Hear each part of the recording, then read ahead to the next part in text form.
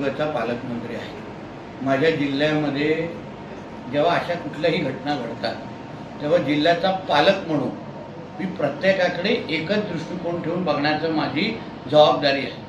मी एकाला जास्त कोणाला कमी हे ह्या खुर्चीवर बसून कधीच करू शकत नाही। मला नेहमी वाटतं की राजकारणामध्ये काही सिद्धांत पाळले पाहिजे। कोणाच्या वैयक्तिक घरगुती भांडणामध्ये आपण किती डोकं घालावं ह्याची खरंच मर्यादा आहे।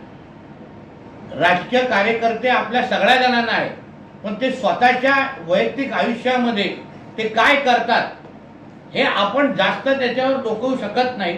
पण जिल्हा प्रशासन म्हणून, जिल्हा पोलीस म्हणून आम्ही स्पष्ट आदेश दिलेले आहेत की जे आत्महत्याची प्रकरणं आमच्या जिल्ह्यामध्ये होतील त्यांना पारदर्शक पद्धतीने कोणाचाही दबाव न जुमानता त्याला त्या पद्धतीने संबंधितांना न्याय मिळाला पाहिजे, संबंधितांना शिक्षा मिळाली पाहिजे।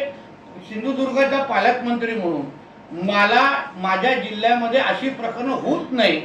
माझी जनता सुख समृद्धीने राहावी, माझी जनता शांत पद्धतीने राहावी हाच माझा प्रयत्न असणार। आणि म्हणून जिल्ह्याचा पालकमंत्री म्हणून मी कुठल्या एका पक्षाचा पालकमंत्री नाही आहे, जिल्ह्याचा पालकमंत्री आहे।